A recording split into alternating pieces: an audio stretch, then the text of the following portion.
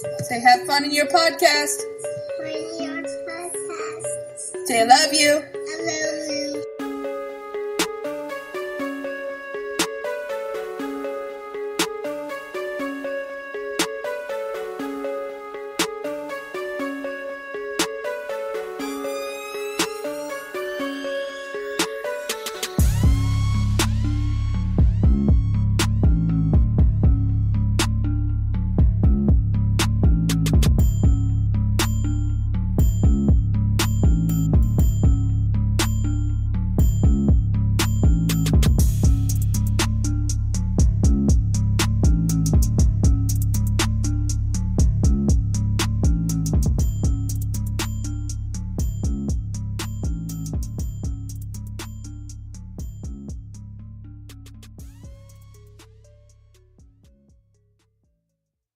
That I'm an American who is infinitely prouder to be of African descent, no question about it, no question about it. I'm an Afro-American, and I don't use the word American ever loosely again.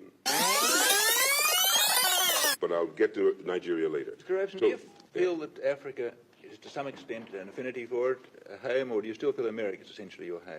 I would say that unquestionably I am an American, born there. My father slaved there. Upon the backs of my people was developed the primary wealth of America, the primary wealth. You have to have accumulated wealth to start, to build. You did it another way here in Australia. You had to build your accumulated wealth too. You just came and took it, you know what I mean? And that's what they did in most of the countries. That's what you Europeans did. You just took it. We got to catch up with you a little bit.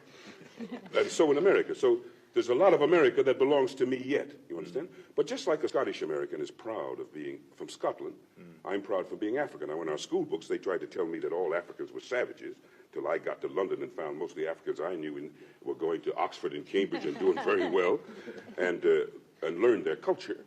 And even once somebody had the temerity, after one had conquered the Chinese people and imposed upon them the opium trade and everything else, to suggest that they were a backward people, just the people who had been civilized so long over the rest of you folks didn't make any sense at all. So somewhere, it was wonderful to find about the colored peoples of the world that they were very advanced. So I would say today that I'm an American who is infinitely prouder to be of African descent, no question about it, no question about it. I'm an Afro-American, and I don't use the word American ever loosely again. Now, this was the feeling. That's right. That when you. Happy Black History Month, folks, and welcome to the Nicaraguan podcast. I am one half of the I-70 Connect, 30 PSAs, with the other half being the DAKCSTORK, and we also have James Jefferson, or James on, the Twin Towers of Doom, James and Joe. What's going on, fellas? What's up? What's happening?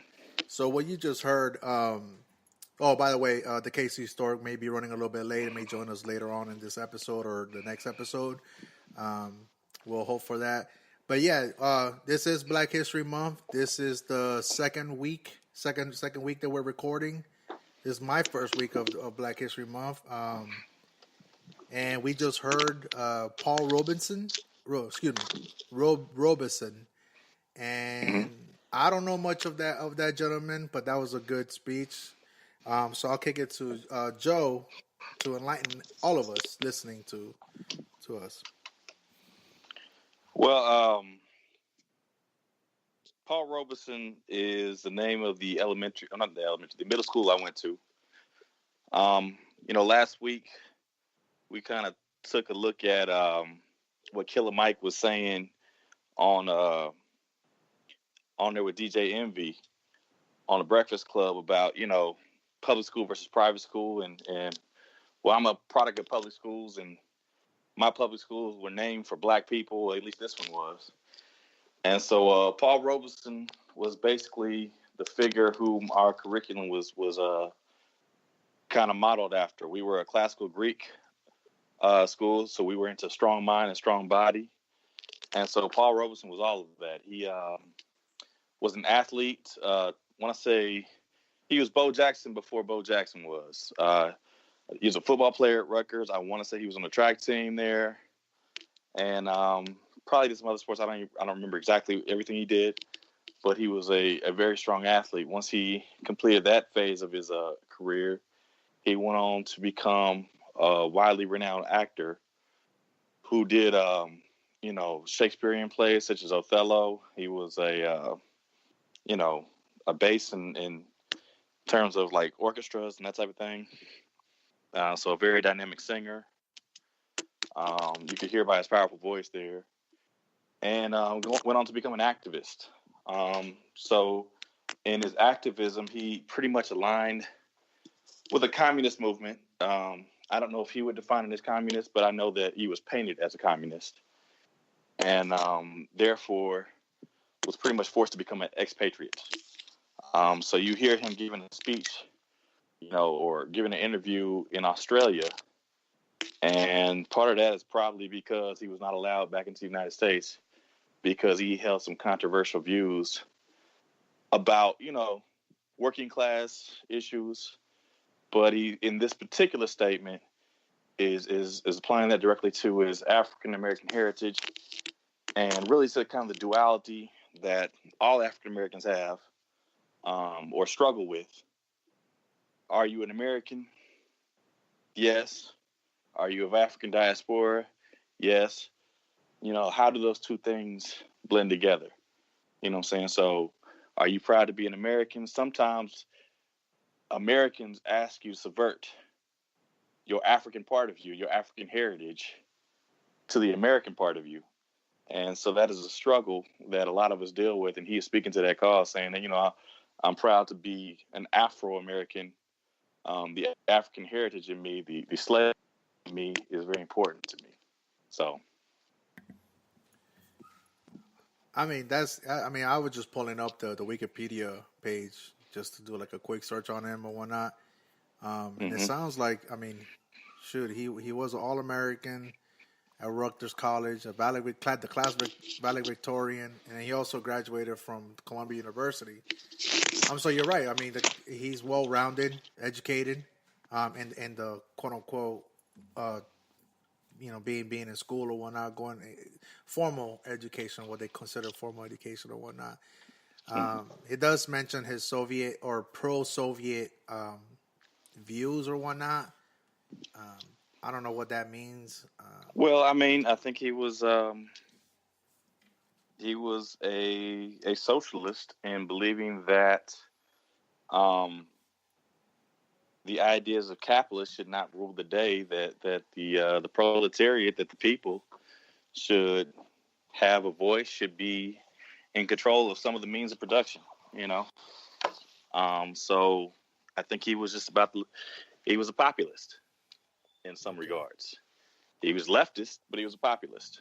So if people paint that as Soviet, if people paint that as communist, if people paint that as, a Bolshevik or whatever, so be it. But I think I feel like he was a populist. Yeah. Yeah. I think part of that could be, if you don't stand with us, then you must be against us. Without actually fully understanding the opposition or your point of view of it. You have to understand the time period. It was the 1920s and the 1940s, 50s. There was a Red Scare going on. Yeah. You had tribunals going on that were, ousting communists in Hollywood and that type of thing. So, that time period, if you were thought to be a red, you were. Yeah, I wouldn't shunned. even say. I wouldn't even say if you were thought to be. If you weren't necessarily pro-American, and I'm using air quotes for our listeners. If you're not on our side, then you must be on the other side. You know what I mean? Yeah, and so that they throw that word American around pretty loosely, and I think he alluded to that in the speech. Yeah, that word American, that can be kind of coercive. Yeah, because even on here, so two things. He in 1952, based on his Wikipedia page, I haven't certified this yet, so confirm this. But 1952, Robeson was awarded the International Stalin Prize by the Soviet Union. Unable to travel to Moscow, he accepted the award in New York. So take that for whatever you could take it. But the other thing is, he also says on here later on in his part of his views, like what he stated, whether I am or not a communist is irrelevant. The question is whether American citizens, regardless of their political beliefs or sympathies, may enjoy their constitutional rights. And that still holds true today. You know what I mean? So. Yeah, I mean it's an issue of the big man versus the little man. Yeah. That argument has been going on for the last 200 years at least. I'm sure that's still going on. I don't think it is ended. I mean. No. Yeah, man, I'm glad. I'm glad you swayed me to play that video, and I learned something new today. Black History Month, man. Each one teach one, man. There you go, James. What's going on, man? Hey, I like that beard though. Hey, it's itchy. But thanks. I feel you though. I trimmed mine. I'm just trying to. I guess I joined the train since everybody else is doing the beard thing right now. Try it for a couple of weeks until I get sick of it. Cut it off. So how's I mean, wow, that was gonna be problematic right now. But so being Black History Month and being the focal point of this show is basically what Joe said. You know, each one teach one, and that's what this episode, this whole podcast thing is about. Is introducing different things to the masses or to other individuals that normally wouldn't be exposed to it. So how's this is the second Friday of Black History Month, so any input that you want to provide? For me, I'm trying to teach people Black history every month, not just February. We are an accomplished people, within this country and throughout the diaspora, and we have lots of achievements, and I don't like to limit speaking on what we've accomplished as a people and what we've been through just in February. So I don't feel like I emphasize it more in February than I would any other day if there's a chance to educate or, expose people to more than just what they've been taught in school. Yeah, I mean, as a teacher, I tell my kids all the time, I never do anything special for February. Right. I tell them it's Black History Year.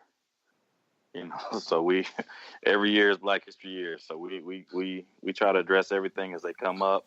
Mm-hmm. If it comes up in February, great. If it comes up outside of February, we're still gonna hit it. And I saw a meme somewhere that basically said Black History Month isn't for me. Right. Black History Month is for you, white man. So you can take some time out of your bubble and recognize people who had achievements beyond yourself. You know what I'm saying? So that contributed to the life that you live now. Most definitely. Whether you choose to believe that or not. Choose to believe it or not. You would not be where you are now without us. Mm-hmm. In many aspects. Damn real. Yeah. Frank, what's going on with you, man? Yeah, Franklin. Well, Francisco. Being Black History Month is a special month for me. You know what I'm saying? Because of my hair. Dude, what is that? You got something in your nose? What is that? Yeah, my nose is bleeding. Oh my God. And no, so we it's need not to shut it down. I know the cocaine jokes, the cocaine jokes. I get it. I wasn't even gonna say that. Go ahead. Come on. I know Roger ain't on, man. Can you not do that right before the podcast? Wow. So I'm a smuggler and I do my own products. Well, okay. Get high on your own supply. Wow, welcome to Black History Month. Hold on, trust me. That's so. All I have in this world are my boss and my work. And I break them for no one. For no one. She'll be back. No women, no kiss. No, but another Coelho. She'll love me in the morning. Anyway. Hey, shout out to Scarface. I know probably a lot of people, I grew up on Scarface. I love that movie, even though it's That's ridiculous. The bad guy. But anyhow, no. I wasn't here on the last episode or whatnot, and I listened to you guys or whatnot and ramble on. And I like the fact that you guys took shots. You know, a little hurtful when I was trying to edit it and trying to keep it together or whatnot. Yeah, and I know we said we was gonna keep everything under 2 hours, and I love how you left it at 3. But I mean, that's cool. No, They want to split that in half. I feel you. Okay. no, but I think the entirety of the episode actually it actually flowed and went well. Even the off tangent conversation you guys had, it was good. Anyhow, but no, what I was saying is going back to what you guys were talking about, and we had talked about it on the group, is kind of going back into reaching out to the communities, going back to episode 1 of Triggered, and just kind of giving back to you had mentioned, Joe, you want to at least try to make an effort once a week to do like a black owned or support a black owned business or whatnot. And for me, obviously, I'm not full black or whatever. So You had a tragedy though this week in well, hold some on. place we thought was black owned and it's not. Hold on, that hurt my heart. Because that Hurt. came, I that had no news idea. that news made it all the way to Topeka. To be honest, Hey, that's Man, Go Chicken Go is like a standard. That's like one of the premier black businesses in town. We thought at least. we thought it's an institution in the hood, man. Institution in the hood for real. All right. Go up there, get your G sauce, your G fucking sauce, your chicken, your your liver, gizzards. gizzards, and all that. so anyway, so we'll talk about that here, but anyway, so what I would say, that basically kind of what it stands for. It's like, well, one of the two things I figured out is, while we do have an East Side, and that's where a lot of the Latino or Mexican side is, most of those businesses, while they are ran by Latinos, they're not necessarily fully owned by Latinos. So we only, yeah. So and it could be by two things. On paper, they may own the business as assets, but the bank still holds the title. You know what I'm saying? Because a lot of them are fairly new. They haven't been here. They're not like passed down to generation or whatnot. And the other thing that I found out too is it's kind of difficult to, you know, I'm not necessarily Mexican, but I am Latino or whatever, whatnot. But I try to like kind of like like drill down into it a little bit more further, and trying to find something of my culture, where I was born. You know what I'm saying? And the closest place that I have is in St. Louis. Yeah, there used to be a Nicaraguan place here, but it's no more. Yeah. So those are the kind of like, and then also obviously the whole thing I meant put on the chat group. It's not that we don't want to support our communities, our respective communities or whatnot. It's more of like a convenient and how much effort and time we want to expend. And what I mean by that is, I live on the west side of Topeka, for example. Dillon's, the grocery store, is like 0.2 miles away. I could either go there or call it in or order online or drive 10 miles to the east side, get out of my truck, and go out there and do my groceries. So, I mean, those are the kind of the dilemmas that I was faced with during your challenge, Joe. But today I went to a black barbershop, which is no effort at all. I always go to a black barbershop for me and my son for multiple reasons. And tomorrow I'm going to a Puerto Rican joint that is fully owned by Puerto Ricans and Dominicans. So Okay. What, a restaurant? yeah, it's a hole in the wall. I'll post pictures. I'll try to put the Hey, link. hole in the wall sometimes the best places. Bro, Yeah, man. woo, it's good. It's good. I mean, Well, I don't want to I'll tell you go. what, I don't want to go to the back of the kitchen. These days. I don't want to go back to the kitchen and watch how they do things. You know. Hey, you don't want to go to no kitchen No. and see how they do things. I don't care what kind of restaurant it is. No, but they Great. are. They welcome me. They treat me like family. I mean, it's like coming into a living room. The mom, the sister, the cousin, the niece, everybody, and it's like I'm not even part of the family, and they already treating they all the little kids that come in, whatever race you are, they treat them all well, and all they want you to do is enjoy the food, enjoy the meal. That's really it. You know what I'm saying? So I'm looking forward to that tomorrow. So And what you ordering? I always order the pork. They call it. What do they call it? Oh, I know what you're talking. Yeah, I know exactly what you're talking. I can't think of what They it's call it called. It's Puerto pernil. Rican dish. Yeah, it's basically like I'm used to calling it lechon, which is like a roasted pork. Yeah. I had that before. It's with like not garlic, there, but with like garlic and lime and sliced it's onions. Nice. It's just flavor. Like it's not spicy. It's not hot.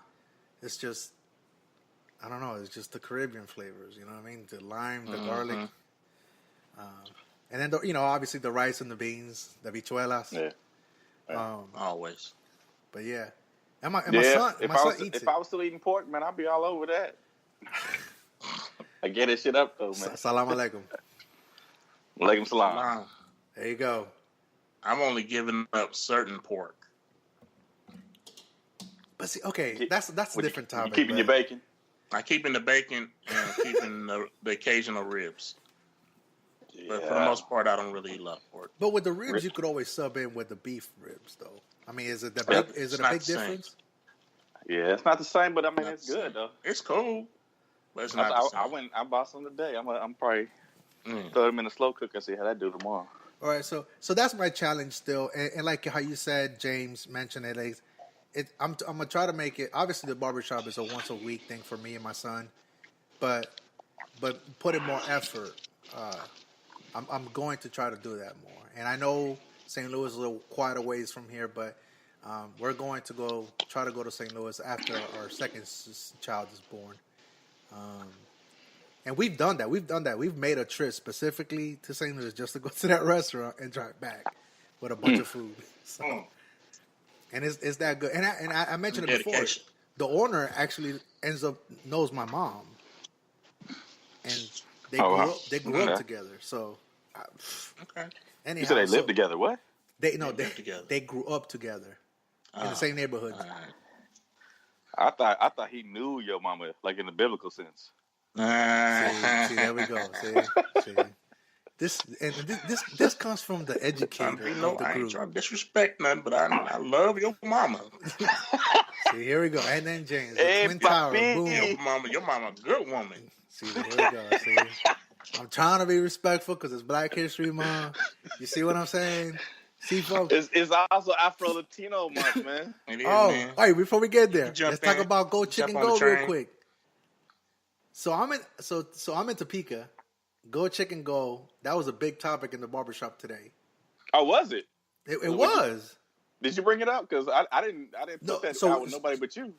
No, I put it on there. So we were talking. I walk into the barbershop. Mm-hmm. There's a whole bunch of the fucking topics going on in the barbershop and shit. But we were talking about like you know how you have that small business day, support small business day. Yeah, Small Business Saturday. Yeah. So and so the owner, the shop owner, was talking about putting like a sign out and kind of promoting that a little bit more. And so then it got into like other stores, other shops, and everything else. And then we got into like local restaurants here, and people, and most of these people there in Topeka, they're from Kansas City, or they have relatives, and they were talking. They brought up Go Chicken Go, and I was like, hold on, wait. Is that in Kansas City? He's like, yeah, it's so and so. I'm like, yeah, isn't that a black owned? They're like, nah, man, it's not. And I probably said it like, isn't that? I probably tried to like insinuate something, but no, they were real versed and like, yeah, with the Hendricks family and the Zarda. The Zarda, yeah. I was like, yo, hold up, man. Like, I'm new to the area. I'm. All right, hold on, because my connection went in and out. So they already knew about it though? Yeah, because these people, I mean, they all know. They're all connected with Kansas City folks as well. So, so they were real familiar with that. And they're like, yeah. And then they were talking about Gates not being fully black owned.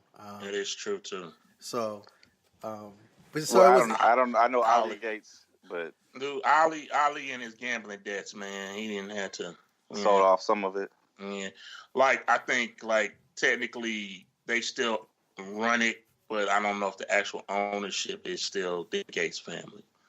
Right, maybe not 100%. Yeah, like I don't think that they're controlling. They don't have the controlling interest in it type thing. Mm-hmm. Yeah, but they still run day-to-day operations and all that stuff. So anyway, so this is the local portion of our show with the local KC guys and the local Topeka guy, and we have the Go Chicken Go.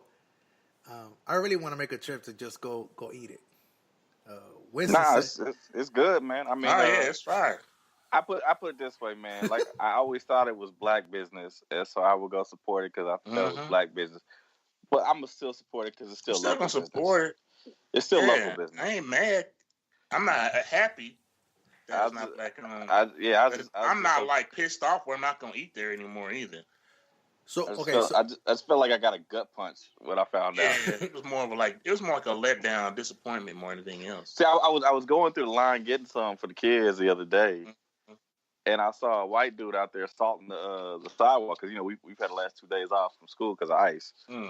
But so I saw a white dude out there salting the sidewalk, and I was like, "What's a white dude salting the sidewalk at Go Chicken Go for?" I figured that'd be a brother. And so then I asked the brother at the window, and the brother didn't know shit, so he turned around and, hey, boss man, big white dude come to the window, big redheaded white dude talking about, oh yeah, that's the Hendricks family, man. They go all the way back. I was like, okay, the Hendricks family, all right. I didn't ask nothing else. Right. Took my food and left. I said, I Googled. I'll Google, yeah. I'm going to Google this shit. I was like, oh, shit. Nigga, they in bed with the Zarda family. I know what that's about. All the way back to like the fucking 50s or some shit, man. I was like, golly. I thought I was eating at a black-owned business, man. So does it taste different now for you? Does it taste different? Probably. It probably tastes like shame. Oh, come on. So, all of a sudden it don't really taste seasoned. This ain't even seasoned.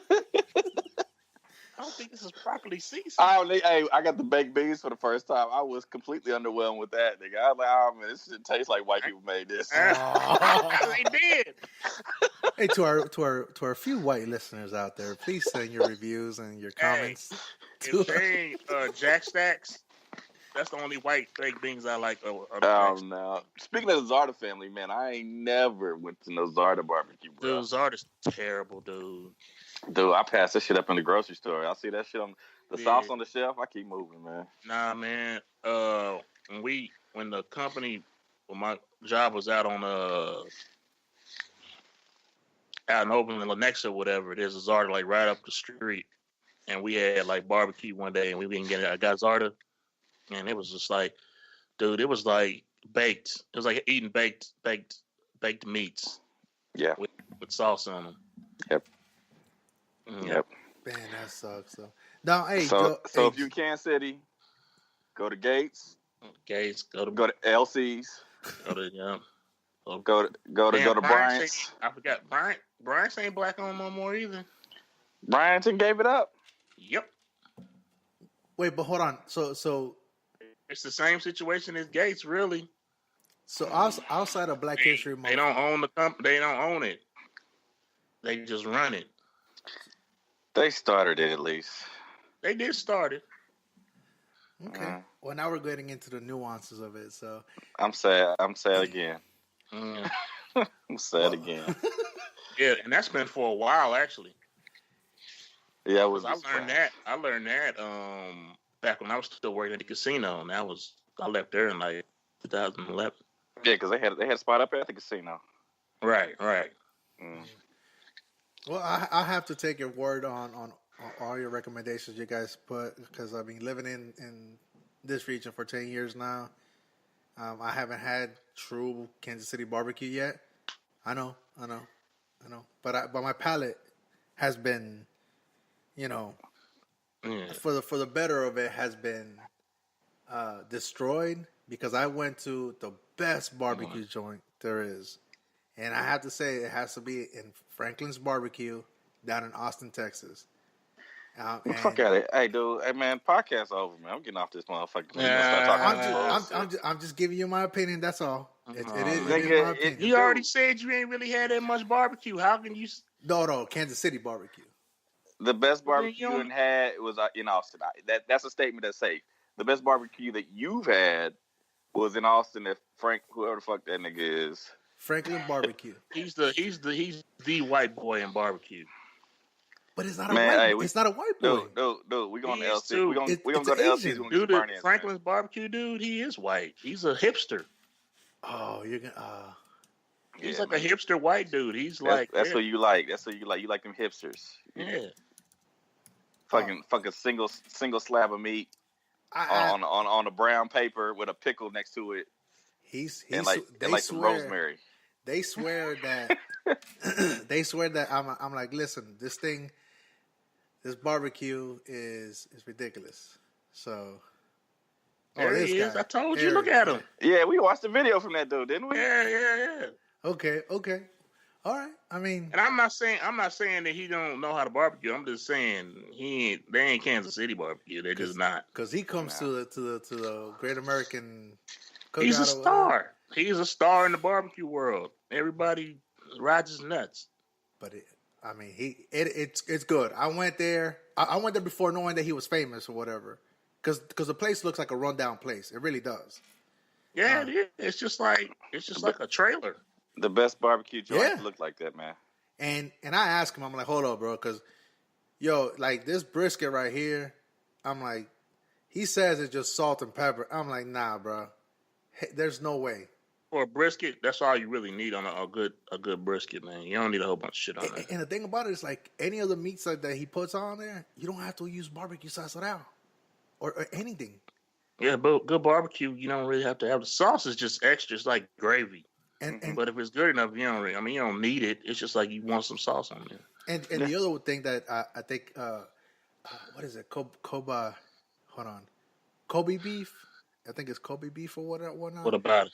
That's the one that they use. You know how like that American barbecue. You can't get Kobe beef anywhere outside of Japan. Just letting you know. Well, no. So like, you know how like they have that little competition here in Kansas City. So he brings one portion to get judged, right, and the other portion for the samplers and the testers and to sell it. But the one that gets judged is the Kobe beef. So he imports that. Before. You can't. That's what I'm trying to tell you. Wow. It's not really Kobe. Oh, okay. You can't buy Kobe. Japan does not export Really? Kobe beef. There are people that say their stuff is Kobe-ish. Oh, okay. But you can't get Kobe beef outside of Japan. Yeah, it's like trying to buy some scotch made in New York. Okay. They might use the same formula, but it's not scotch. Right. Like in fact, Japan makes good scotch, but they can't call it scotch because they're not even from Scotland. Exactly. Oh, okay. Well, that's been All right. What's next? But anyway, so we were talking about that. That was a good. Let's segue right into like a current event right now. Forget the State of the Union for right now. Forget Whitaker's hearing today for right now. What's going on in Virginia, James? Hey, man. What's good Virginia. in Virginia? It is wild. It is wild in the Virginia State House. It's unbelievable, really, that all this is going on at one time. It started off that the governor, Ralph Northam, I believe is his name, his med school yearbook came out. Somebody found a med school yearbook from like 1984. And in there was a picture of two guys. It's probably a Halloween party. One was dressed in blackface, and the other one was dressed as a Klansman. So somebody comes out and says, "Well, this is him when he was in med school." And so he comes out the next day and he says, "Oh yeah, I'm sorry, I was young and stupid and blah blah blah. I shouldn't have done it." Okay. The next day he comes out and says, "No, that wasn't me at all." And he said, how do I know it wasn't me? Because I did do blackface, but it just wasn't then. Mm-hmm. I was in a contest where I dressed up as Michael Jackson. and wore blackface then. And he was breaking it down like I used shoe polish, and you know what? Shoe polish is really hard to get off your face. So basically, he's like an expert in blackface apparently because he knows what to use, what not to use. And then he starts talking about how he can moonwalk. And was going to try to moonwalk at the press conference, and his wife was like, "If your ass don't stop." Oh. Well, fucking, what's his name that does the closer look? What's his name? Seth Meyers. Seth Meyers was sitting there analyzing that little breakdown, and he said the reporter had to just be sitting there like, man, I know I should ask him this question over here, but fuck that, I want to see if I can give him the moonwalk. Almost did. All right, so can you that's still moonwalk? Right. So He's like, hell yeah. So a couple around, things. see if there's space on the stage. We got to move some chairs around. So because he had won the award. Right, he won the contest. Yeah, he was bragging. That's the one time that you don't want to be bragging about it, though. Like, right. Okay. So his wife had to say, "No, inappropriate." That's a good woman too. So the one thing I want to point out didn't end there though. No, hold on. So let's analyze that. So I'm glad you mentioned that he's an expert in blackface. Basically. So how do you become an expert in blackface? Like in Bamboozle. He was breaking down the steps of what you need to do to do proper blackface. All right, so we have that continue. I don't know, but like that damn medical yearbook, it was his page. Like every other picture on that page was of him. He was the heading of the paper. He was one of those two people in that picture. And it's been sitting since '84. He ain't refute that shit. Suit. Right, he ain't refute that shit back then. Right. Oh, now, and then his initial. I'm gonna go with his initial response. So I don't know why you would try to back down from that shit after you already admitted to it is ridiculous to me. Yeah. Okay, before we go on to exactly. It was his section. Mm-hmm. Ralph, Scherer, Northam. Yeah, and it was it was at VMI, I think it was. Yeah, VMI. And that's a small school already. So it's not like there's going to be a large population already. Yeah. So but I think one of the things. So when I heard that, I when he tried to walk it back, I mean that was his effort of trying to hold on to the government. And that's the worst walking it back effort of all time. Let's give me the moon walk. Moon walked it back. And there was a joke I spoiled. My bad. That's a good one. All right. Okay. So next thing, a couple days later, basically, he's a Democrat, and the Democrats are on the whole zero tolerance right now on improprieties. And that's what fucked me up, because when Roger put that shit out there, I just assumed it was Republican, man. Right? No, he is a Democrat. He's a Democrat, so that just threw me a curve right there. Yeah. So the Democrats were all calling for his head. You got to go. You got to resign. He's resisting, but it's still the pressure's on. Next in line would be the lieutenant governor. And that is a brother of the name of Fairfax. I do not remember his first name right now. Okay, just Justin. Fairfax. I think that sounds right. Justin Fairfax. And I think maybe the couple days later, it comes out that he's got allegations against him for sexual harassment. No, it's more than harassment. Assault. That's sexual like assault. rape. No, that's the second one. That's the second one. You're skipping ahead. I'm skipping ahead. My bad. This was a sexual assault. Let's put it that way. Sexual assault. A woman that she's a professor at a school now. They know each other. It started off as like heavy petting, and it turned into a lot more than that. He could claim that the whole thing was consensual. She claimed it was not. Mm-hmm. So now he's got that on his back. So now, okay, so the governor is in trouble. The lieutenant governor is in trouble. So that takes it down to the Attorney General. Well, the Attorney General. Whoa, there's more news with them? Oh, man. In a preemptive strike, the Attorney General comes out and says, yeah, I wore blackface once too. Oh, no. So no one wants to be governor right now. Back in like 1980, he was at a party. I think he went to the University of Virginia, and he dressed up as Curtis Blow. Wow, no way. Virginia. Wig and brown makeup for the party. So what is this? Like, no one wants to be a governor for Virginia now? What's... Well, the former governor was in Kansas City today talking about it. Yeah. So Tim Kaine, Senator Tim Kaine, was in town talking about that. Right. And basically breaking down how, man, I don't know, it's a mess right now. So go ahead. Now we got the governor, lieutenant governor, attorney general.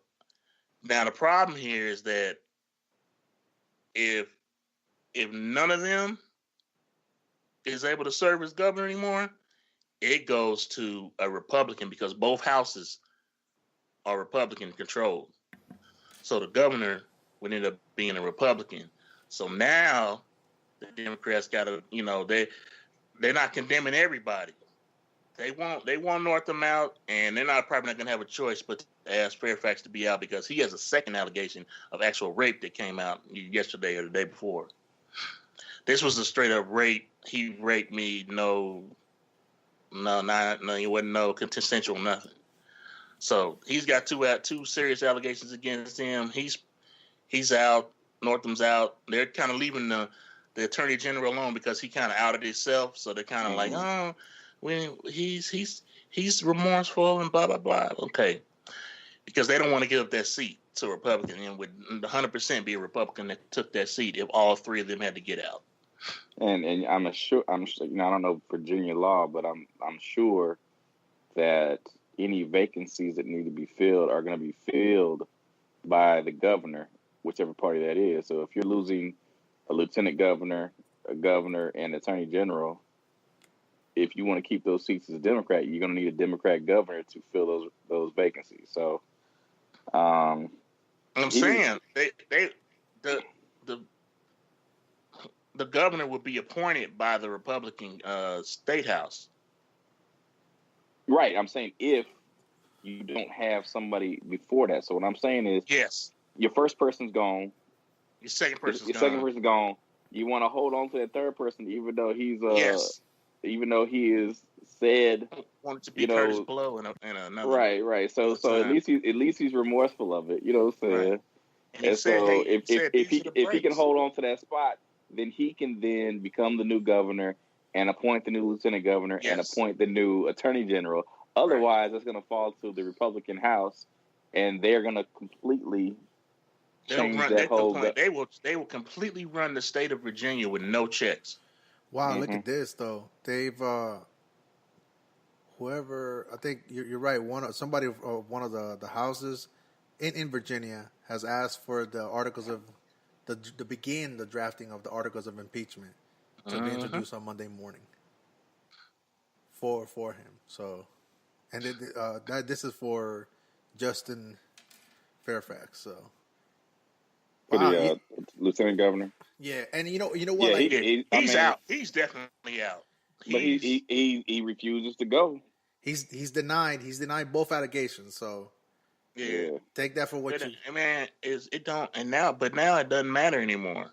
Honestly, you get two serious allegations and somebody believes him, he's out. Yeah, they're gonna get him out. He's gonna leave or they're gonna drag him out. He's not staying. So I was listening to other podcasts and they were talking about this. So Friday, Thursday, the news broke of the governor, right? Or Wednesday evening, and then you had all day Thursday, all day Friday, and he still hadn't resigned, right? He wasn't going to resign. He was going to hold it, but people were holding on to Justin Fairfax as the potential person to slide into that position, and just let the current governor get out. You know what I'm saying? But he comes back on Friday evening or Friday afternoon saying that he has no plans of resigning. Gave that moonwalk speech or whatever, walked it back, and come Monday morning or Tuesday morning, people expected the governor to actually step down and have Mr. Fairfax come into the position. But not even halfway through the week, you had one allegation, and at the end of the week, you had a second allegation against the lieutenant governor. So, I mean, the dynamics already changed right there. They shifted. So, what do you do? I mean, in that case, and I just like James. I mean, just like Joe. I don't know the laws or in Virginia how, like, who would appoint it? Would it be a committee, or would it be one portion of the House? Or both houses? I put it this way: in Missouri and in most states, a vacancy will be filled by the governor. Yeah.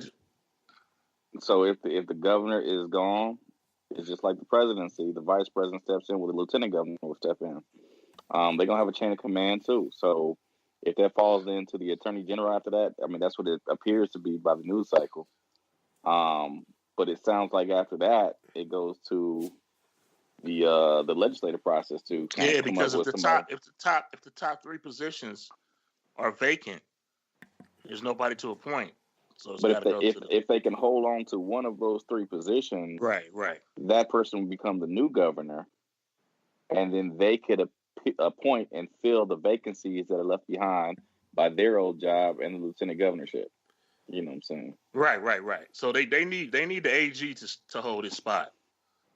Mm-hmm. And we're assuming that's what Tim Kaine was saying. That's what Tim Kaine was saying in Kansas City today. He, he's from Kansas City. He went to Rockhurst High School. Right. Is a Mizzou alum. You know what I'm saying? So he's got local ties, but it's obviously was former governor of Virginia. Has become the senator of Virginia. Was what was he doing here anyway?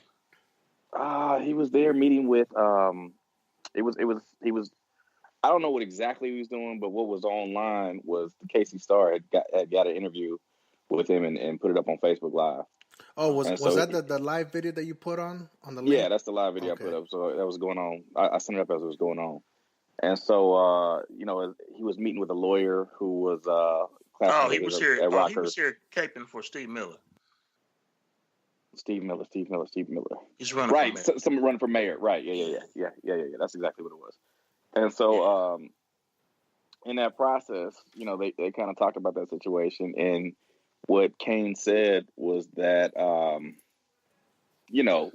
it's the people of Virginia, the party in Virginia of the Democrats, and probably, I don't know, I must speak to the Democrats because he's a Democrat. So he said the Democrats in there are probably going to be a little bit harder on the governor because he has not shown remorse, especially the black community in Virginia is coming down on him.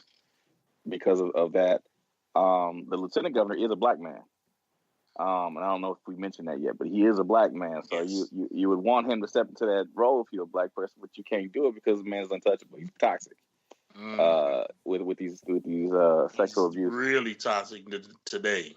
Yeah, you know what I'm saying, and he refuses to step out too. The other one, the attorney general, and I don't know his name, but Tim Kaine was basically saying, well, we're a little less harsh on him because he has shown some remorse, but really because that's your last option. Yes, that's really what it is. Keep it real. But I mean, it was Curtis Blow, so that was in the 80s. Hopefully, like we've talked about this before. Hopefully, people get a chance to grow. I was glad he didn't break into, these are the brakes. Break it up, down. That's the brakes.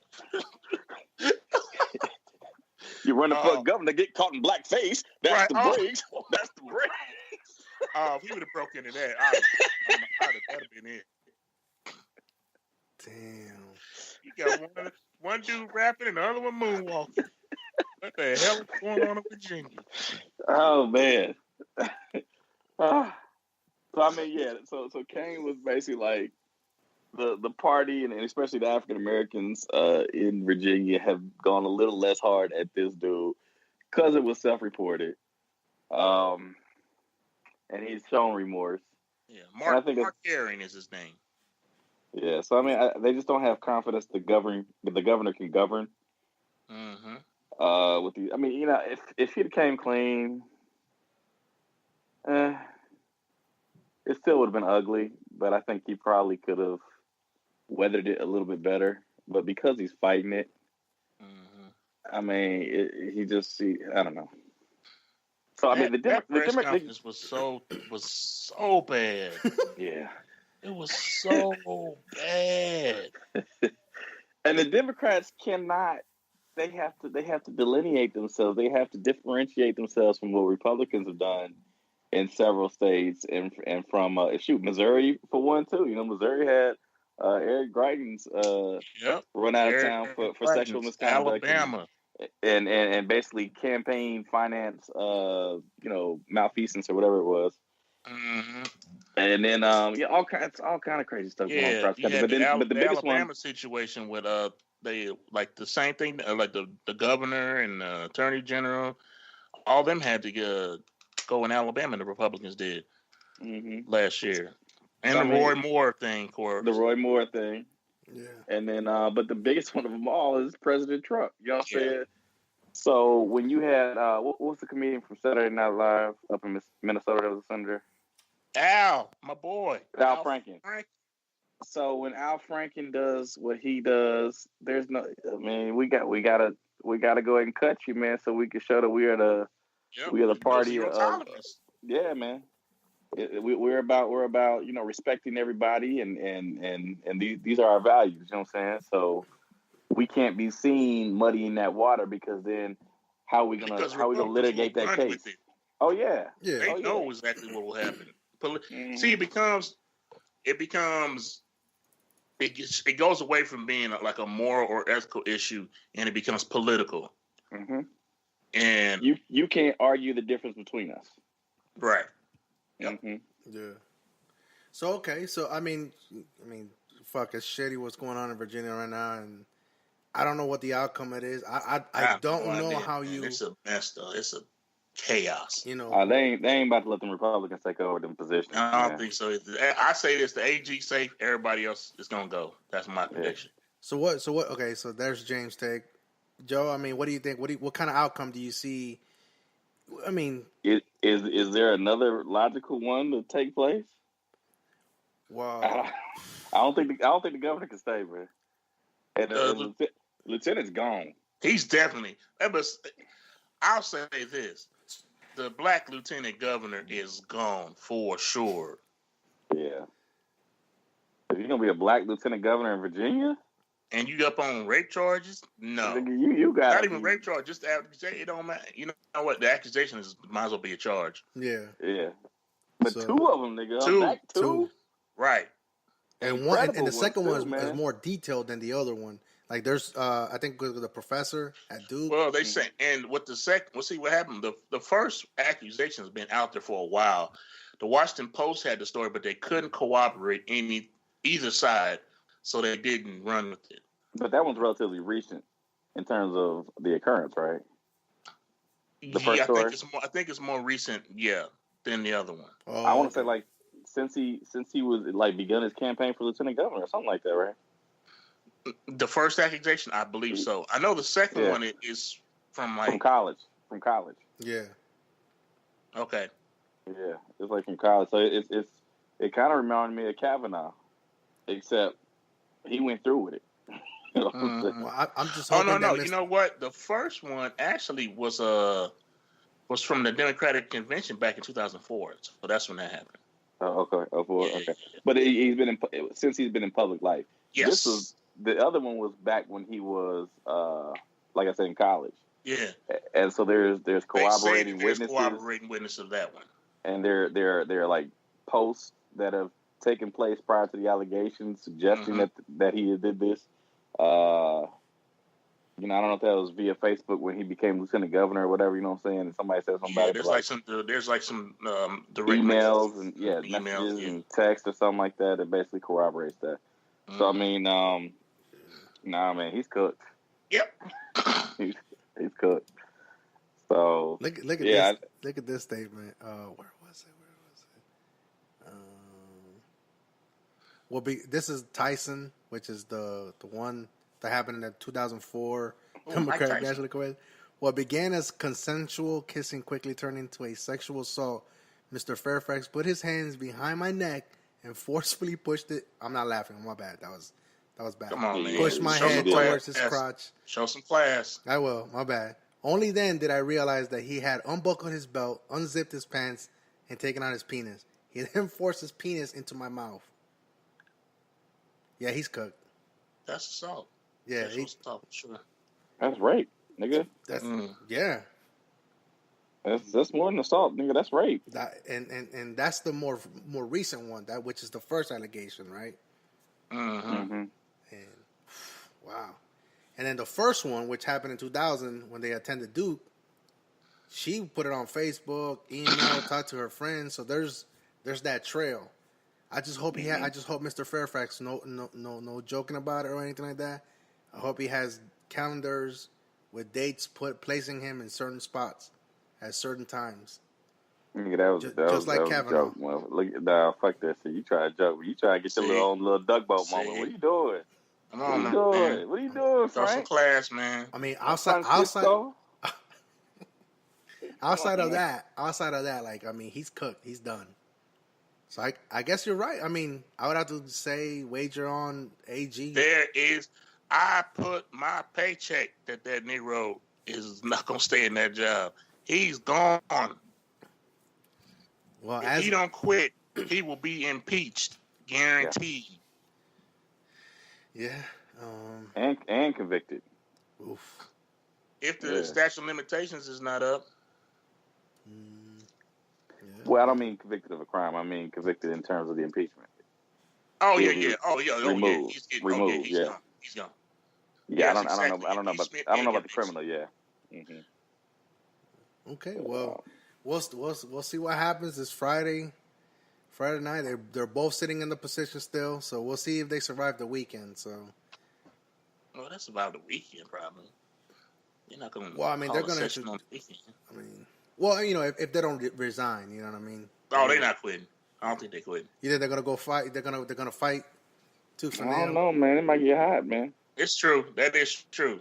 I don't know if it'll happen over the weekend. How about that? Yeah, I'm with you on that. Yeah. Okay. Well, we'll tune into that. I don't know. We'll see. Virginia's fucked up right now. I mean, no pun intended. Fuck, damn. Sorry.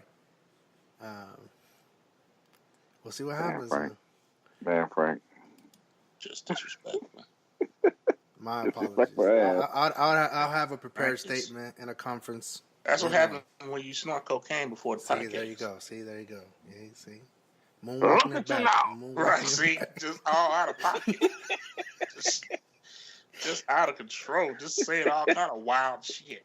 All right, and then there's that segue right there with the out of pocket, you know. This is my favorite out of pocket person right now.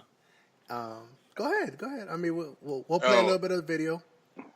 Or Joe, you want to introduce it?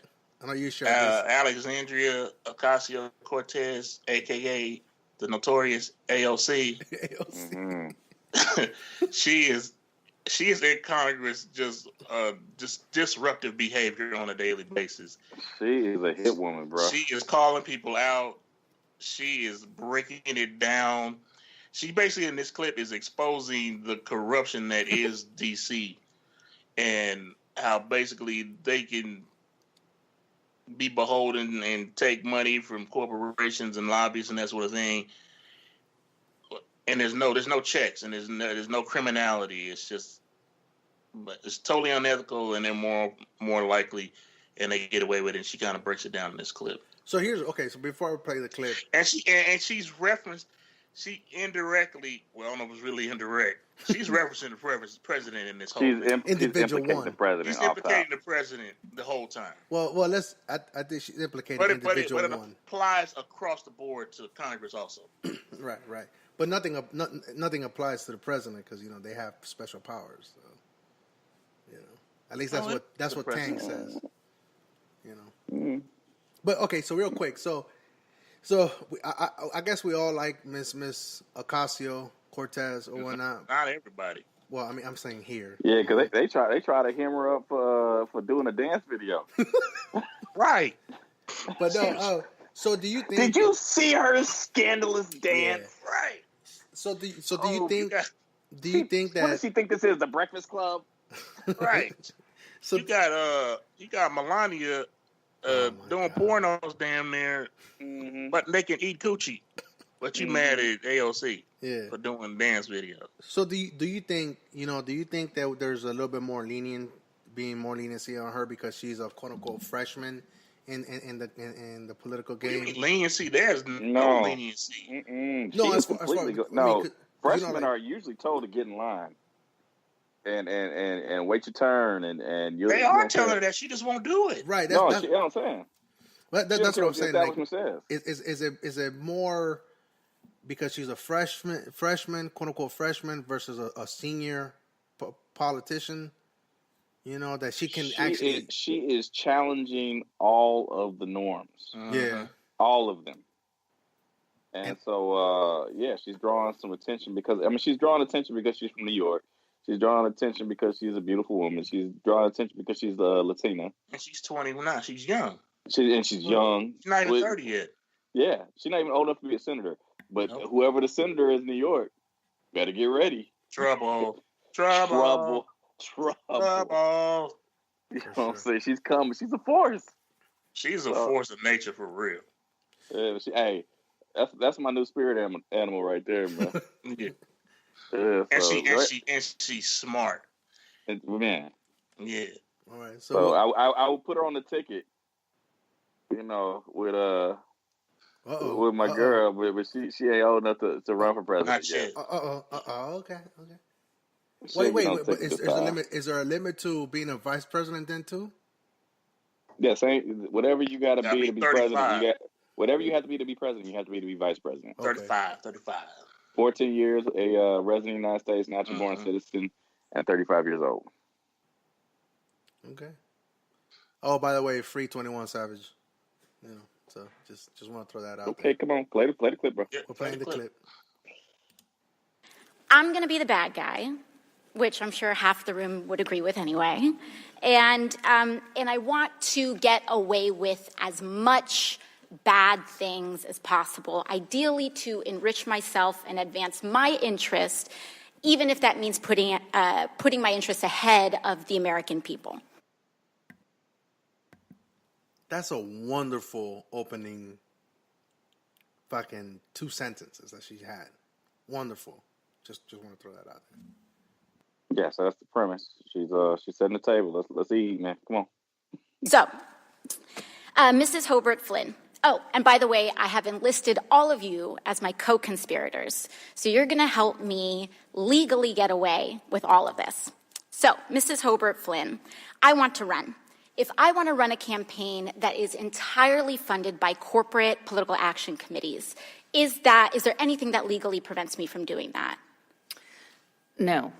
Okay, so there's nothing stopping me from being entirely funded by corporate PACs, say from the fossil fuel industry, the healthcare industry, big pharma. I'm entirely 100% lobbyist PAC funded. Okay, so let's say I'm a really, really bad guy, and let's say I have some skeletons in my closet that I need to cover up so that I can get elected.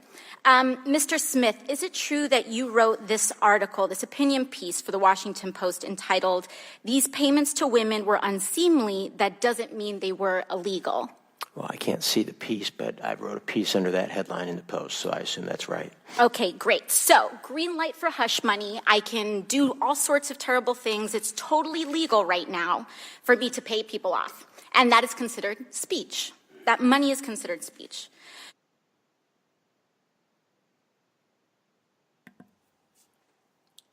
Anything so far? Want to keep playing it? Well, since you paused it, so she is basically attacking, this slush money that comes from super PACs, and she is describing, secondly, money that can be used for hush money, from these PACs. So, and she is suggesting that both of those situations have been defined by the Supreme Court What's the name of that court case? Anybody remember? Oh, that's the that's not the Citizens United thing. The Citizens United court case. Okay.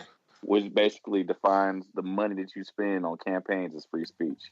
Mm-hmm. So, which allows, like I said, these corporations to act as individuals and Right. spend as much money as they want to get whomever they want to elected, in order to have a direct seat at the table with whichever congressman they bought, and get the legislation they want written and passed. Hell, they write it themselves and give it to them. They certainly do. They most certainly do. Say, here, submit this. We want this. Yeah, they have think tanks that just all they do is write.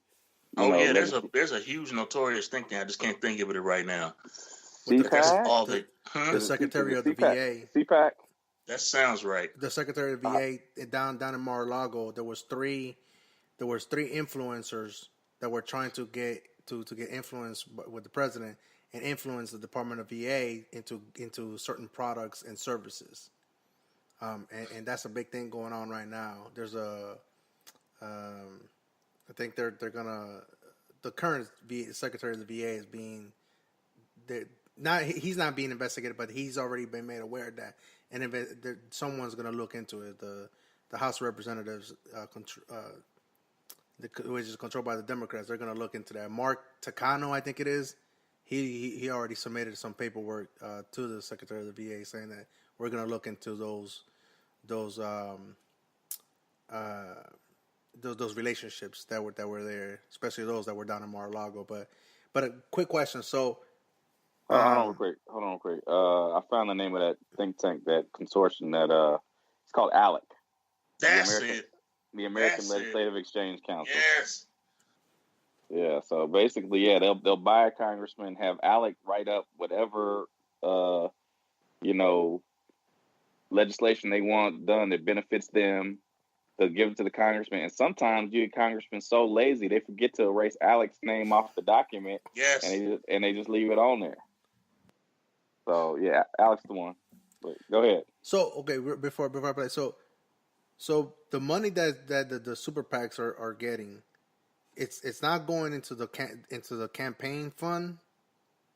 It's going to another fund, like basically like a general fund to pay for stuff like this, like hush money or whatnot, or is it all just going into one fund that's being donated by the super PACs?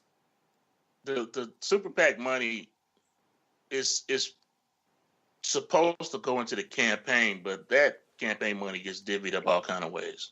Okay, it doesn't always go directly to the campaign.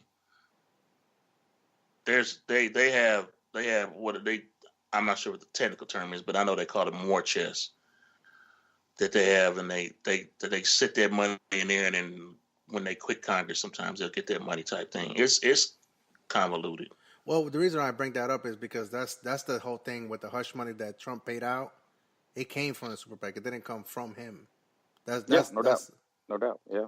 That's what they're saying. So, because if it would have came from him, it would have been kind of like, hey, so what? You know what I mean? But because it came from the campaign funds, and they're governed or they're, you have to spend them a certain way. So that's why I asked, because that portion of this whole political game, I'm fairly new to this aspect of it. Nobody truly understands how it all works. Yeah, I mean, there's probably enough gray room that these people feel like they can operate within that. So, I mean, I think she's definitely throwing shots at the president. Yep. But it's not just the president. She's coming for her colleagues. She's coming for her colleagues as well. Right. So her first 2 points, like you said, is that super PACs can give unlimited funds, and B, once I forgot what the second one was, but I know she's going to say at some point that there is no limit. If I receive super PAC money from big pharma, from the automotive industry, from tobacco industry, whoever, I can then turn around and make legislation that benefits them. I don't have to sit that out because of conflict of interest. Uh-huh. I can just go ahead and do their bidding.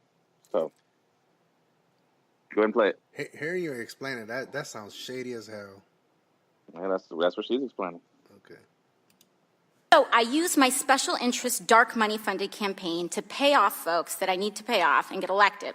So now I'm elected, now I'm in. I've got the power to draft, lobby, and shape the laws that govern the United States of America.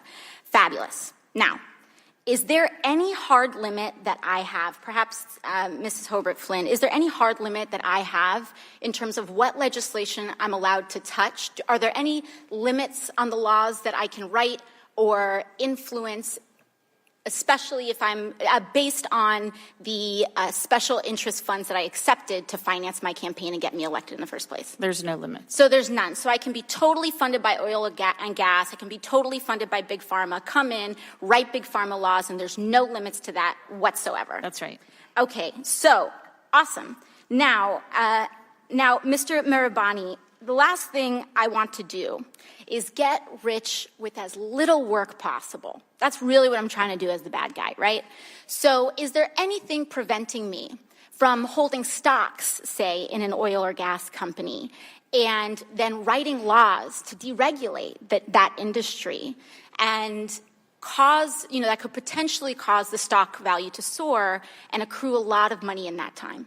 You could do that. So I could do that. I could do that now with the way our current laws are set up. Yes? Yes. Okay, great.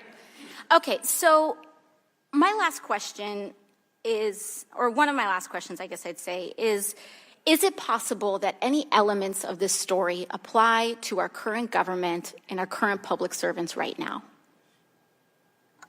Yes. Yes. So we have a system. Wow. That was James. What were you saying? No, you should probably let her finish that. Okay.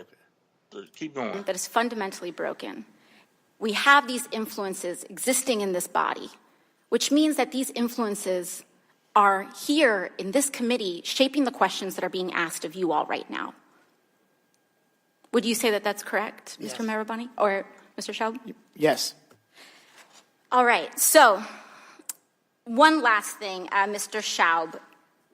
In relation to congressional oversight that we have, the limits that are placed on me as a congresswoman, compared to the executive branch and compared to, say, the President of the United States, would you say that Congress has the same sort of standard of accountability? Is there more teeth in that regulation in Congress on the president, or would you say it's about even, or more so on the federal? In terms of laws that apply to the president, yeah, there's just almost no laws at all that apply to the president. So I'm being held, and every person in this body is being held to a higher ethical standard than the President of the United States. That's right. Boom. There it is. That's what I want to get to. Mic drop, dog. Walk out. Just That, I mean, what else you need to? She said it all. Yeah. Yeah. See, basically, all you niggas around me is bought and paid for. And the kingpin, Right. it ain't really no oversight on him. He's really out here reckless. So, Right. Just doing all kinds, just paying off hoes and just willy-nilly, just really just spending. He making the government give him what was it? Because they've been investigating this campaign, the finance or whatever, the money they spent for the campaign, the inauguration or whatever. yeah. Mm-hmm. He had the government paying $175,000 a day for some room in Trump Tower or wherever.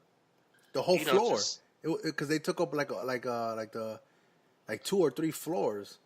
Yeah, Basically. whatever. What I don't care what it is. $175,000. I don't care if it's a whole damn block.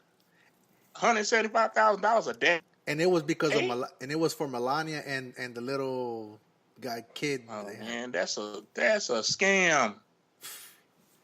Line my pockets. Right. Oh, but he's donating all his salary, presidential Man, salary. shut up, man. Nobody care about that.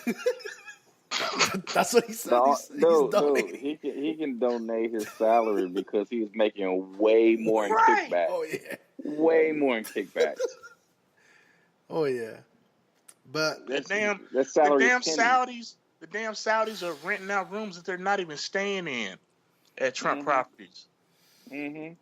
Yeah. Just to stay on his good side. You know what? I don't want to end up like Mr. Khashoggi. I'm not going to touch the Saudi topic right now until I get more information. Yeah, fuck the Saudis. All right. Get me. But yeah, but you know what though? Shout out to Miss Alexandria Ocasio-Cortez. I mean, she's doing what? Nah, she's a G, man. She's doing what? And she ain't scared. Yeah. That's why they worried. I like that. They scared. She fearless, and she got a following. She got a loyal following. It's growing. Yeah, she either gonna be president or she gonna be dead. One or the other, right? It's just like, it's just like some Game of Thrones type shit right now with her. You either play to win or you die. Mm-hmm. Well, she's taking no prisoners out here, man. Yeah. So she was chasing Mitch McConnell around the fucking White House, the Capitol building. She's straight following this dude. Chasing him into the cloakroom, like, yo, are y'all gonna vote? He quit showing. He ain't show up for work a couple days because he worried about her. She's standing outside his office. Man. They want the freshman congressmen to stay in their place, man. Right. Nah, she ain't about that. I'm here to do the people's work. Well, so I mean, again, it's a fresh face, fresh air from somebody that's from the quote unquote common folks. You know what I'm saying? So it's refreshing. It's good to see that someone out there, whether she believes half of the stuff or she doesn't believe it, I mean, she's fighting. You know what I'm saying? She is the embodiment of what someone that I vote for to represent me and those that look like me and those that live in my community. That's who I want. That's what I want my representatives to do, whether it be the mayor, local, city, government, state, federal, or someone that represents the country. That's how I want them to be. And I'm telling you, this is what I really like about her is that she is bringing up things that need to be said. She's coming up with ideas things that need to be done. That everybody has always had excuse. Well, we can't do that because and these limitations. She's like bullshit. If we want to get it done, it can get done. If we, the climate change thing is real. I mean, you see what's happening out here. It's a man-made thing, and there's steps that can be made to change. How we do emissions and everything else. Just more things to be more green. And she's saying we don't have time to do it piece by piece, and maybe we'll get it right in 100 years. We don't have that much time. So just things like that. She's like, quit pussyfooting around, quit bullshitting. I don't care about your money and your super PACs and all that. Let's get it done. This is how we get it done. This is what the people want. Let's get it done for them. That's what she says. I'm here doing what the people want me to do, not what the corporate PACs want me to do. That's good, and I hope that she stays like that. You know what I mean? History tells us other people got to have her back. Yeah, history they make tells her stand us alone, then she's in trouble. Yeah, but if people start backing her up and stand with her, she can get some shit done for real then. Well, and not just her. Anybody that's similar to her in that aspect or that sense. Me as an aspiring politician that I have to wait until I retire from the federal government. I hope I don't get corrupted or influenced. I would like to say that. You're already corrupted and influenced, Frank. What are you talking about? No, I'm not. Anyhow, so my pockets are not lined up yet. But that's but your nose is lined up. Oh my God! Here we go. No, but okay. You want to play rough? There we go. No, but I mean, I hope that I hope that she's also influencing other young, and not necessarily young, but other folks that wouldn't have normally. Nah, we need young people, man. We need people with that energy. They do need to be young, man. They need to have that energy, man. That energy and that different, that fight, that spirit, that fight and that and be open to, these old established, and on both sides of this, those old establishment conservative things, this is the way things have always been type, that shit got to go. It has to go.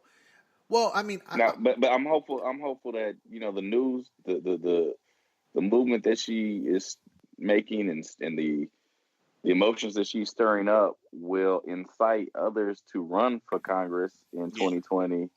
And if Trump is on the ticket still, I feel like there is more room for Democrats to gain in the House as well there. And I think the Senate should look more attainable than it did on the map. Senate. Yeah, because this last cycle, they just didn't have the right states up. The odds were not really in their favor for this last cycle. But there should be. Yeah, it was who was up for re-election. Exactly. Because the whole Senate's not up at the same time. Yeah, so the third of the Senate that will be up in 2020 should look more favorable for the Democrats. So if they're prosecuting the case versus, Trump, my girl Kamala on the job, you know what I'm saying? She's going to be doing it for them. We'll see. But I think it would leave room for more Ocasio-Cortezes to step up and maybe some of these other freshman congressmen are of her ilk, they're just not as they're just not as outspoken, and she's a star. Not everybody can be a star. Here's the one thing, and I'm not trying to be devil's advocate, but I hope that as her momentum gives her a lot of influence and a lot of backing and support, but at the same time, I hope that the Democrats can stick together. You know what I'm saying? Because I don't want a faction to have two factions of Democrats. You know what I'm saying? There's already two factions as it is. The factions are already there. Because then that's going to hurt us down the road. And I think there's factions in the Republican Party too. They just need to coalesce. Yeah, but just like how me and you discussed it before, they when it came down to it, they all got lock and step. And I can't say that. Yeah, that's what they're gonna have to do. Yeah, they're gonna have to put their differences aside for the greater good. Yeah, when it comes down to it. And hopefully they could do that. And also, I mean, we want this to be. We want more AOCs at the federal level. But I would encourage anybody else that's listening out there. And to you, we need them at the state and city. We need them in municipalities. We need them at the state level. Yeah, local, state, grassroots. Yeah, however you want, because that's where the influence and that's where the most impact is. I mean, that's going to be felt. You know what I'm saying? At least the immediacy of it.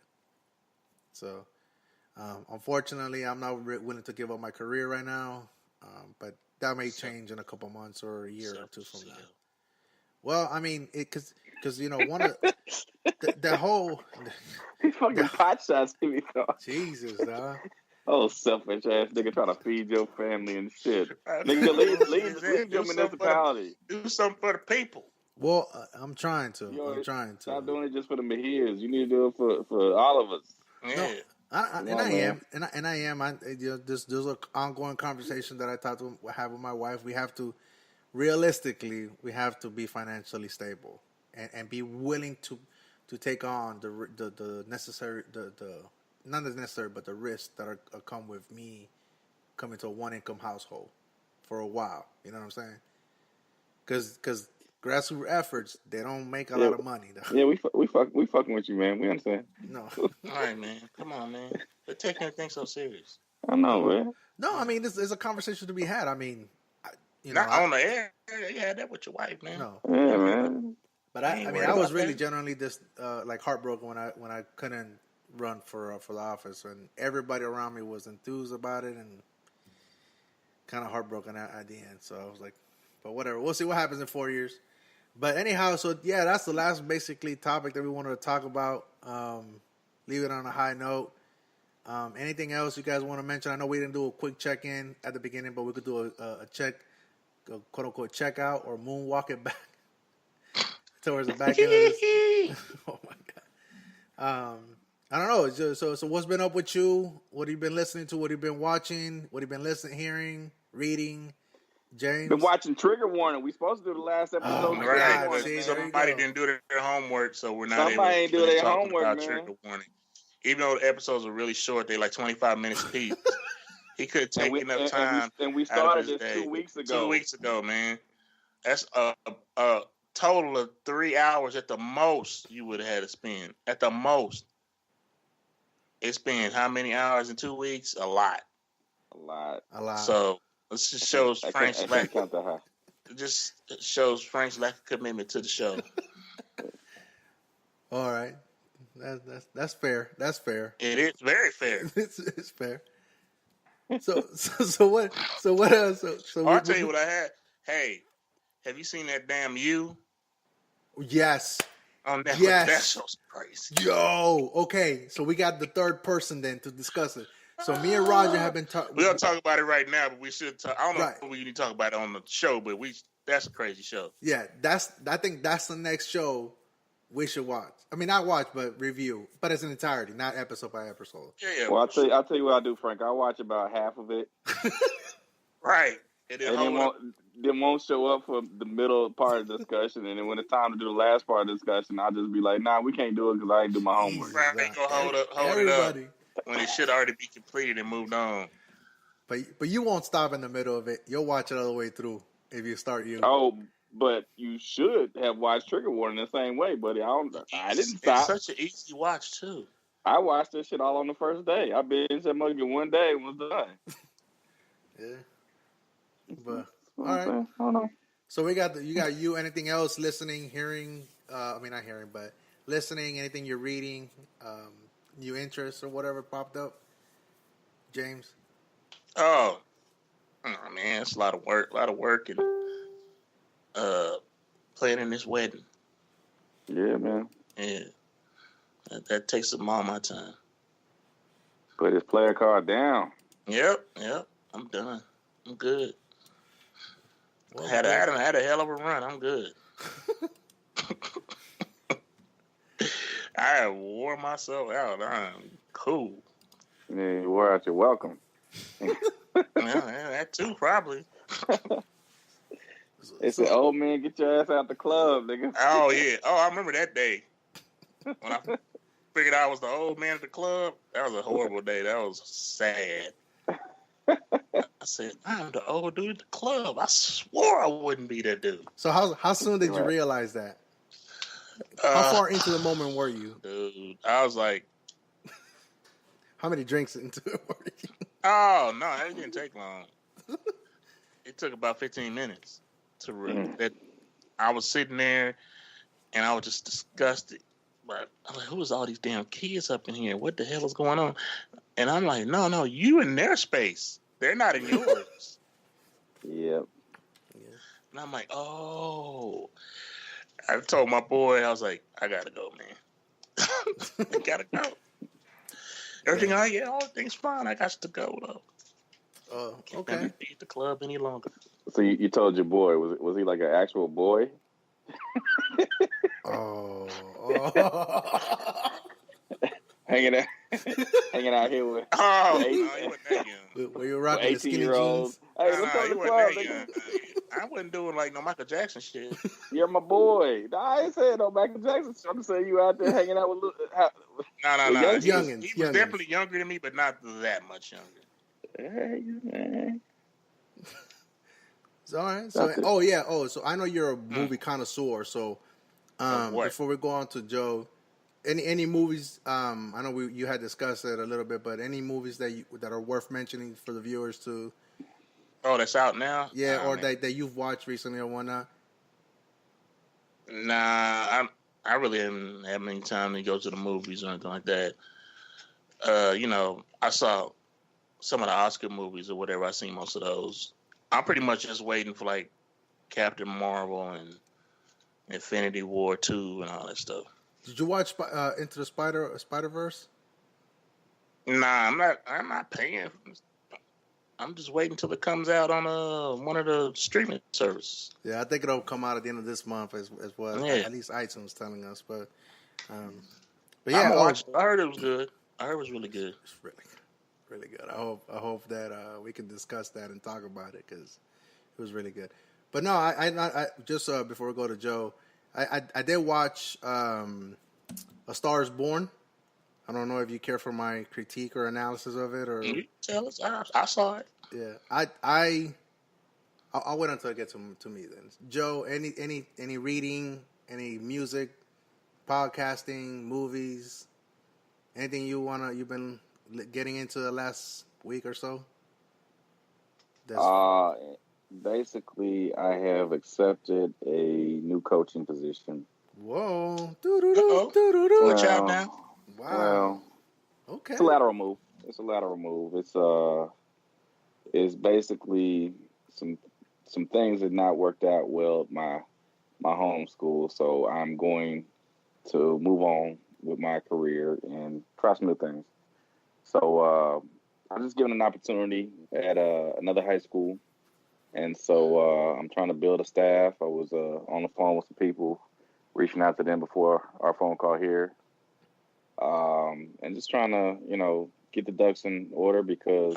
So you completely changing schools.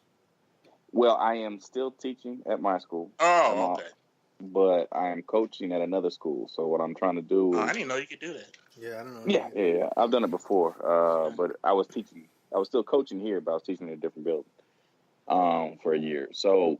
No, I remember that. That's right. Yeah, so I'm going to be coaching in another place, and if everything, continues to work out, maybe I can move over there in the future.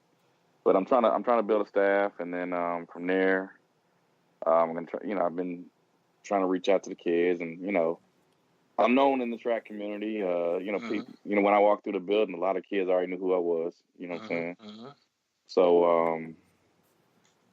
I'm just hoping to, it kind of came to me at the 11th hour. I'm trying to rush to get it done, and set up the quality program that people expect out of me.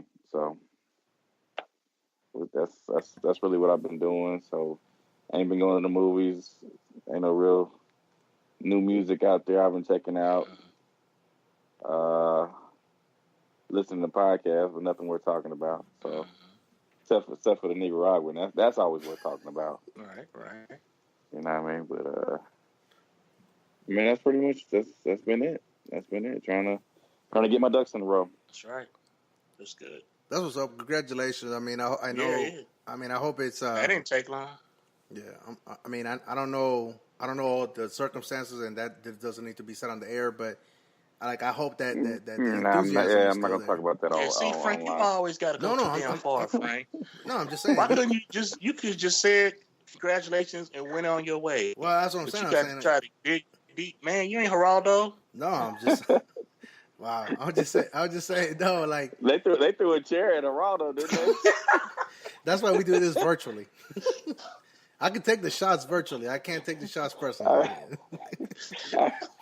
Yeah, remember that? You remember that Geraldo was trying to interview the Klan, and the Black Panthers or somebody at the same time. Yep. They started scrapping in the studio. But yeah, no, like I mean, congratulations. I mean, I think it's a good move. I mean. And I'm sure. I'm excited. It's like I said, it's a lateral move, but it's an opportunity to basically. I've been doing what I've done as a head coach for 12 years. I inherited my program from a Hall of Fame coach, my coach, and I have maintained a lot of his standards. But over 12 years, they become your things. You know what I'm saying? And I am curious if the structures that I put in place are repeatable. Can I take what I've done and have the success that I've had and put it at a place that hasn't had that level of success and build that into something successful? If you can do that, then that shows that you really know what you're doing. So I'm excited. Yeah, I'm excited for the challenge. I'm excited for you because all I hear is you're getting into another stepping stone for something greater. Yeah. Potentially. So that's always good, man. I mean, I'm always glad to hear people's successes and next ventures or whatnot. And I always wish them the best, you know what I mean? So, and just, I don't anticipate any of my athletes, but I do have some former athletes who listen to the podcast. And I've built up a lot of relationships at my alma mater over the years, and some of the hardest part about this is I don't want to say moving on from those relationships, because I think those relationships will last a long, long time. And until these young people become adults and that type of thing and beyond. But removing myself from a situation where I'm comfortable, but with people and people who have come to rely upon me, and people I have, grown an affinity for, and basically have watched them develop and grow. It's hard for me to separate myself from that situation. It's been something that's been in the works for quite some time, but like this week has kind of made that real. It's official. I'm going to be doing something else at a time I was usually, working with you guys. So that's going to be something that I'm going to have to continue to deal with. And so, if any of my former athletes end up catching the podcast even after the fact, just know, what I'm saying, it's been an honor and privilege of my life to have served you. And, anytime down the road that you need anything from me, I'm always available. All right. That's fuck, man. How am I gonna follow that, Joe? All right, folks. Good night. Thank you for listening to the Nicaragua podcast. I mean, no. So, seriously, that's good, man. I mean, you know what they say. You're if you're a coach or if you're once a coach, you're always a coach. So whether you're at that school or your alma mater or the next school or professionally, I mean, I'm pretty sure if you run into some of your old athletes in future events, they're still gonna give you the same respect because you earned it. You know what I mean? Oh, you know what? You just brought something completely new to my mind, and I got to do that, Frank. I'm gonna go ahead and step on you one more time. Speaking of former athletes, I had one die on me this yesterday. Yeah, that's all that I was saying. That's like to my recollection, to my counting, I've had 3 former athletes get shot and die, and 2 probably in the last 2 years. Wow. And so that's always hard. This was a really good kid. He was Wait, a this really is like good a kid. like a current, like still in high school or? No, he was about 21. So he had been out for young, a few years, you know what I'm saying? But I put it this way, like I have a senior. Well, he's a freshman in college now. He was a senior last year. I think when he was a freshman, this guy was a junior, So wasn't the best athlete. He looked good in the uniform, but he had some work to do in terms of getting to where he needed to be as an athlete. And he kind of understood that, but I mean, he was willing to do the work. He didn't end up competing his senior year. I think he kind of got disheartened because I think his talent didn't quite match his passion. You know what I'm saying? But at the same time, the kid was all heart. You know what I'm saying? He had an anger problem. And we all have little issues that we deal with. But you know what I'm saying? He was somebody who very passionate for people. Somebody reminded me of a story. It's kind of embarrassing on my behalf, but it talks about how good a heart this kid had. We were on a track meet, and so we were in Richmond High School. We were coming back from Richmond. That's about a 45-minute to an hour drive. I usually don't take managers with me because that's just one more person who doesn't have anything to do. They don't have any events to go run. They have all the energy in the world just to do stupid stuff.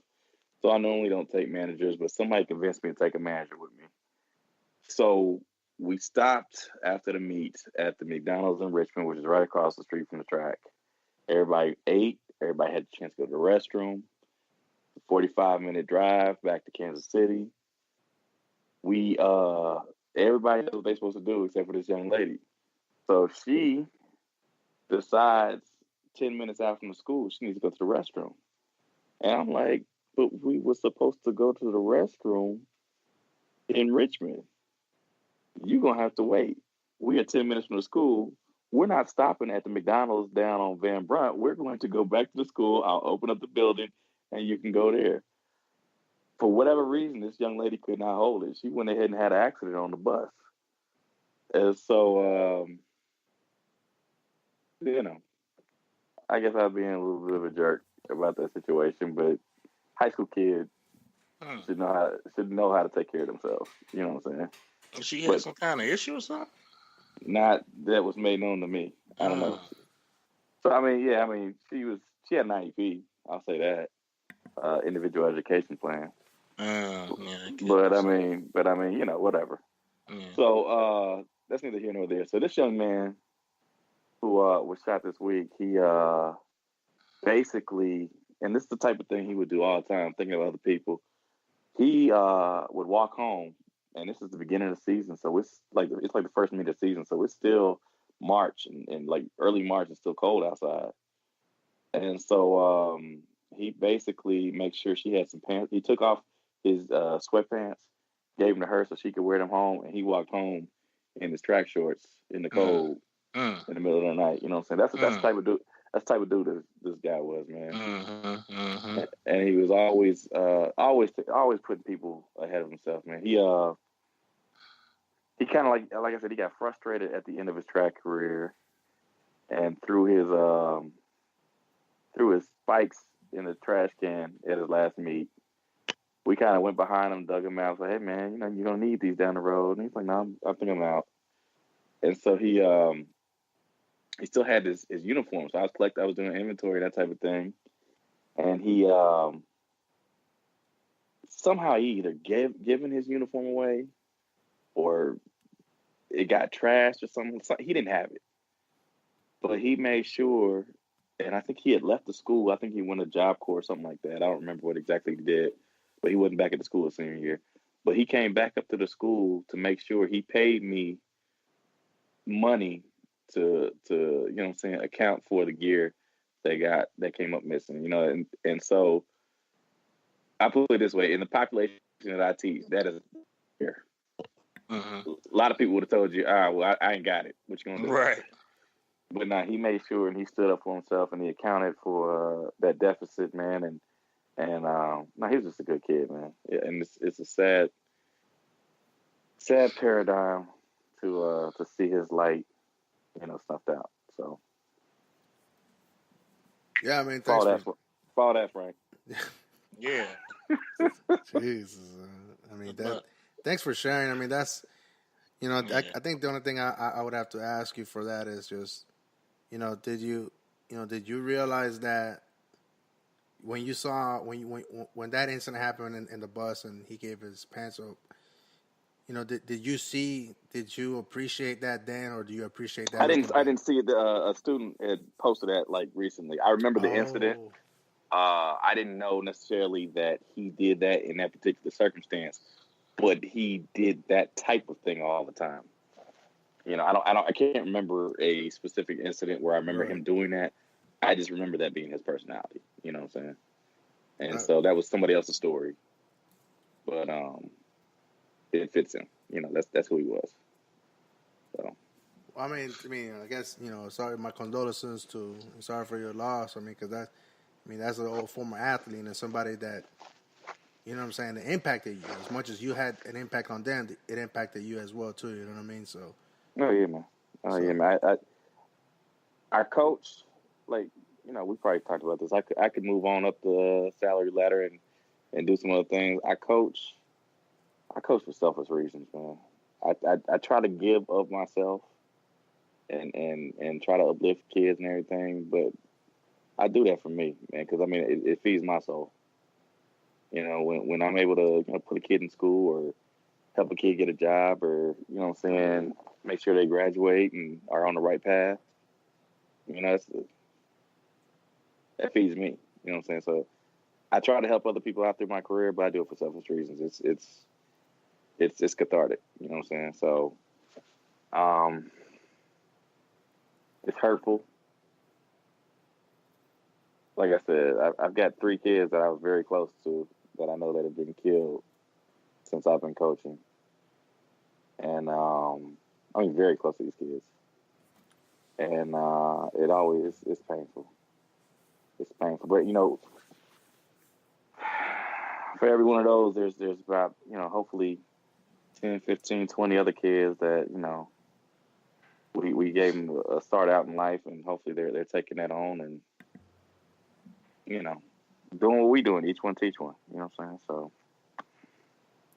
that's dope, man. That's me. That's it. That's dope, man. And I hope that these type of stories and interactions that you have in the relationships that you build. I know that's just gonna make you a better coach for when you're in front of your next athletes. You know what I mean?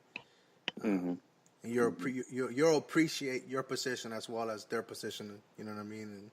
And they'll appreciate you that much more, whether it's right then and there or down the road. You know what I mean? So that's dope, man. And you know what? Thanks for sharing that. You know what I'm saying? And I know you did that out of your own conviction. So, and getting back to me, like, I mean, I don't have nothing like that, and shit. But no, like I think for me, career-wise, there's a couple of things I got to think about this next year. For the better of just like how you said it, I'm doing it for selfish reasons now. You know what I mean? There's that time frame and earning potential that we spoke about, that I mentioned at the beginning of or in the pregame. And hopefully we'll discuss that with the DAKCSTORK. Anyhow, so we have that biggest thing. Congratulations, James, on your engagement. Wish you and your family, appreciate it, and your spouse, your fiance, all the best. I am still waiting for my invitation, so we are. So, and you will get invitations haven't gone out yet. That was just to save the date. Save the date, yeah. Yeah, and you will get we'll get you a wedding shower gift. So. But I'll talk to you offline on that. You know what I mean? And, yeah. But and congratulations on your next opportunity, Joe. I know the DAKCSTORK has a couple, and I'm pretty sure Anthony has 10 meters has some other stuff is there. But for me right now, in the immediate 10 weeks from today, we should be expecting our second child, or our second child should be here. So that's right. It could be before. Within the next 10 weeks. I mean, it could be 10 weeks or it could be 5 weeks. So I may or may not be available. But get your mind right. The circle of life. Yeah, right. It's and the first child was I realized certain things, and the second one I thought I was ready, but it just gave me more perspective. And that's gonna impact how I move forward in my career, and what my next stepping stone is going to be to catapult me to that next level or whatnot. So that's really the biggest thing that's happening with me. Podcasting, listening. I listen to us. I listen to other podcasts. I really do encourage any of our listeners, if they're not already doing so. 3 Guys On. It's a fresh breath of fresh air. They're comedians. You know that off rip. So sometimes they'll joke about a serious topic, or they'll take a joke and they'll turn it into a serious topic. And they have good insight, good input. 3 Guys On. That's one. The Bodega Boys. You know what I'm saying? They're dope. But I'm starting to think that they have a lot of writers behind them. I don't think they freestyle it anymore, but that's just my take. Music-wise, no, I'm not listening to Drake, so he's off my playlist. But I am listening to French Montana, surprisingly enough. He wasn't on my radar, but he has, in the last couple of weeks, he has been added to my playlist. So pretty dope artist, man. He has a good backstory. I think maybe that's what probably attracted me to his music, just his upbringing, his story. It's not like he doesn't have face tattoos, doesn't do the yeah. You know what I mean? It's He's actually saying something. He's kind of like the MC, but in his non-MC rap game that we have now. But so that's it. And then I've been watching You, but we'll talk about that on a later date. That's a really good show, really intriguing show on many different levels. Kind of makes you afraid of technology. You know what I mean? Kinda. But there's questions within that. And then lastly, I did say I was gonna watch A Star Is Born. My review is that it's out of 5 stars, I give 4.5. Dang, really? 4.5. Wow. And obviously that's biased, and that's on my opinion. And the reason why I don't give it 5 is because I know that it was acting. You know what I'm saying? But on the other side is the reason I give it 4.5 is because I know that they were actually singing. You know what I mean? Because I dug into how it was shot. The performances were live. Yeah. So live. They weren't pre-recorded or anything. Yeah. So so that's another reason why I gave it from a 3 to a 4.5 is because the performances that you see are actually being sung. They're not, obviously they were perfected in the studio. You know what I mean? Post-production, but not in the moment or whatnot. So most of that is... No, they weren't recorded in the studio. No. I mean, like, post-production, you know, they might have, like... Oh, they clean them up, always. Yeah, but... but no, they were, like... They were pretty good. The acting, I mean, I didn't really care for... what's old boy's name? Bradley Cooper. I'm not really too thrilled about his acting. He's up for the award. Was that? But the thing is, like, I couldn't understand him. I couldn't understand half the shit that he was saying because it was like mumble. Because he was partly because he was always drunk. I'm about to say he's an alcoholic. Yeah. But the story, the way it was written, the music, the way it was shot, and spoiler alert, if you haven't seen it, it doesn't end well. You know Hell no. It does not end well. And I was... You see that coming, though. No. So it started with a 3. What took me to the 4 was the performances. What took me to a 4.5 was the ending. I was not expecting that shit.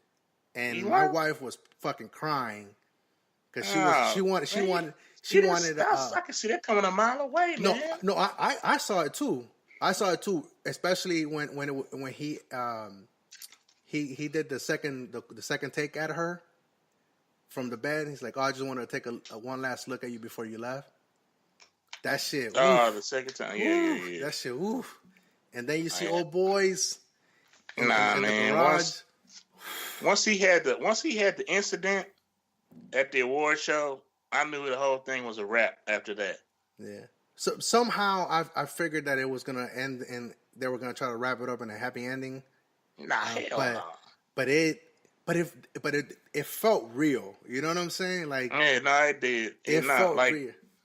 It definitely felt real. It's well done. The music stands out, especially the one where she walks on stage for the first time. I got chills. That's the best. That's the best. That's really the best part of the movie right there. I got chills. She comes on stage with him that first time. Yep. When she comes on stage with that first time and the way they did that, you can feel that. Yeah. You can feel that shit. Yeah. I know we reviewed the field, and there's a lot of strong contenders out there. But A Star Is Born, and I know there's always, you guys jumped on me about this. What the field, who are you going up against? Whether A Star Is Born wins anything or not, I think it does deserve to be in the running. Oh, I agree with that. Yeah. It's one of the better movies I saw last year. I won't dispute that. And I would say this, that I bought it on iTunes, but I also shared it with y'all. I think that's a definite. It would have been worth it to purchase a ticket and watch it in the movie theater. Yeah, I didn't do none of that, but that's cool. But yeah, I mean that was my review. I enjoyed it. I still haven't watched Roma. I think Roma, I'm gonna watch it After Man, I watched the last 3 episodes of Trigger. Man, I tried. Like, I just couldn't. I watched like 10 minutes of it, 15 minutes, and I was like, I can't do this right now. And you mentioned that it was the artsy movie of the year. It is. It's just. It's in black and white.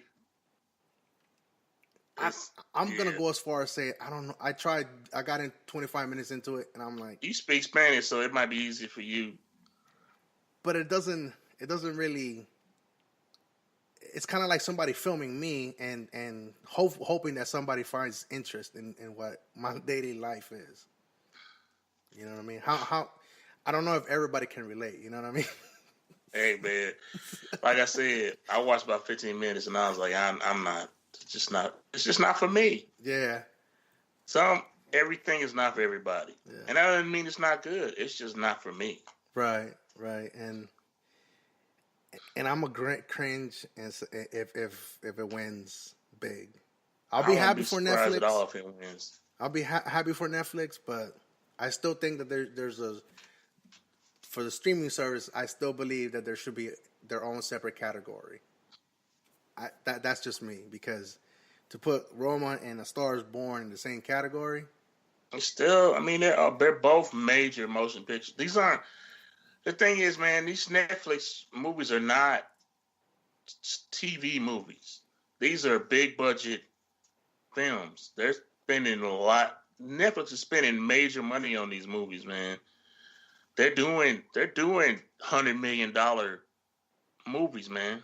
Oh, I thought they were just buying them off of like film. No, Netflix has a studio. They are making a lot of these movies. Okay, that Bird makes Box, sense. Bird Box. Yeah, Bright, man. Bright was like $60 million. Yeah. Well, I thought More Bright. than that. I thought they bought the rights to it. No, they do buy the rights to movies too. They're producing them. They're actually producing them too. Okay. The damn, what was that? The series with the hip hop series, the Get Down. Mm-hmm. Yeah. They spent $200 million on that show. How much did the cast get that? Okay, wow, damn. All right, but yeah, like I still think the streaming services should have their own category. But I don't know. We'll see what entails the next the next decade or whatnot. But anyway, A Star Is Born it's changing, man. It's pretty soon, man. The streaming services are going to be on the same level as major motion pictures in terms of, you know, the attention they get from the awards. Yeah, it's already there, really. They're already spoiling me. I can't watch. So I watched this one show on the Sci-Fi Channel, The Magicians. I can't watch it week to week. I have no patience for it, and so even when I DVR it, I like let a couple episodes, you know, accumulate, and then watch 2 or 3 at a time. I don't think I've ever seen anything I liked on Sci-Fi that wasn't a show that was already made. Well, all their original shows are terrible to me. I started watching it on Netflix when it came over, but I think they're on season 4 now. But I can't as good as the show is, I can't watch it, you know, week to week. You know what I mean? It's just not me. I'm getting spoiled. You know what I mean? So, but anyhow, so yeah, that was it. Star Is Born gets 4.5. It's high. Like you. I gave him my explanation. I started at 3, to be fair. I know you gave the explanation. It didn't make a lot of sense, but okay. So what would you rate it then? Out of 5 stars? Out of 5, 3. So do you start at 3 or do you? I guess everybody 3.5 maybe. I give him a 3.5 because Dave Chappelle was in it. That was it? I gave him a half star for Dave. Oh, okay. He actually did pretty well. Yeah, I think they could have used him better though. Dave was a character in yeah. The way they did it, and I think he plays a pretty good role. I'll tell you now. I think he plays a pretty good part in it too. No, he could have, but it could have been so much better, man. I think this is what I know they put some of his stuff on cutting room floor because part of what they show in the trailer is not in the movie. Yeah, you're right. So they cut part of his part out, and I think it would have made more sense if they left all of his scenes in, because it kind of made it chunky. It didn't make a lot of sense. Well, there is speaking a of the cutting room floor. Speaking of the cutting room floor, what's up with Endgame being 3 hours? What about it? 3 hours of Endgame. Yeah, I'm here for it. That's all like that's Lord of the Ring-ish. I'm here for it. I was about to say like Ben-Hur. Like they need a fucking intermission in the middle of that motherfucker. Like Well, they're talking about doing that.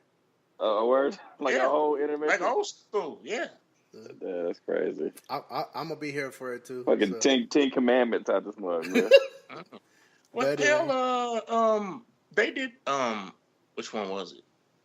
Yeah, Return of the King was like 3 hours and half minutes, 45 minutes, or something like that. Insane. Was it that long? Hell yeah, it was. In fact, I think when I went and saw it, they had an intermission. Nah, they ain't had no intermission. I don't know where you went, but where I went, I think they had an intermission because I went to it was like a late show. The night it came out, one of the midnight shows. Pretty sure they had an intermission.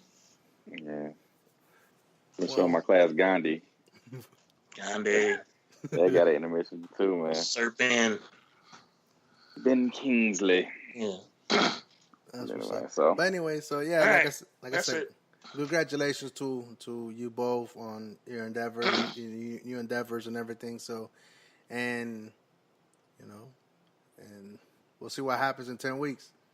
Any final thoughts? We'll go around the room one more time. Any final thoughts, James? Nah. We're 3.5 stars. Yeah, half star for Dave. That's fair. That's actually a good point, though. That I did forget about Dave, though. Yeah. That might bring it to a 5 for me now. No. You already gave me too much for the music. I enjoy the whole music, the whole soundtrack. So it was good. All right, Joe. Joe, any final thoughts before we close out? Final thought is why is it that Frank has not watched Trigger Warning? That's true. No excuse. You need to get on that. In fact, you should watch it as soon as we get off. We're doing this tomorrow, man. I'll be ready.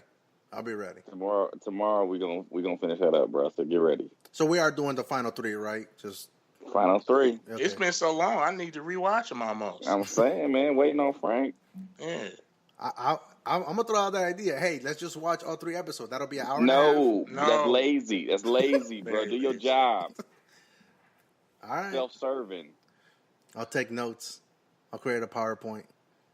No. You do what you must, man. Watch it. It should take you all of an hour and 20 minutes, man. Exactly. Yeah.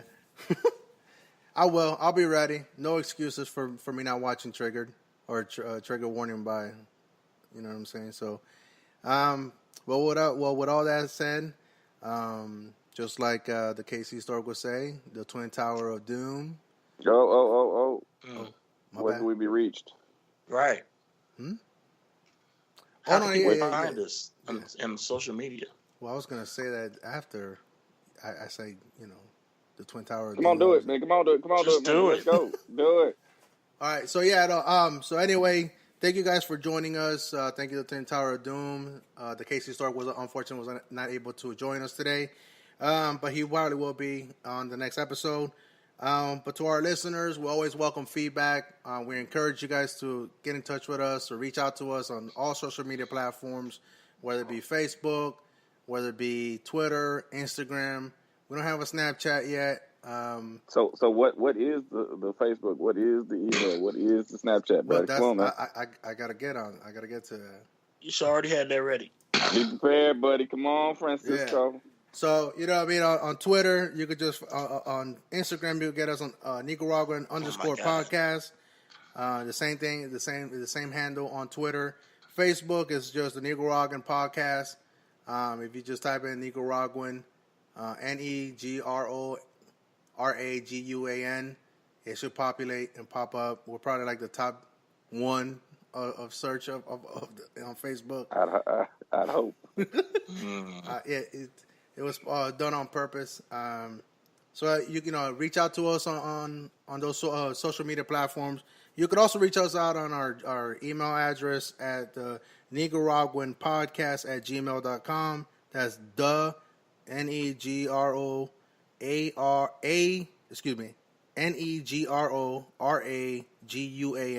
podcast@gmail.com. Welcome any feedback.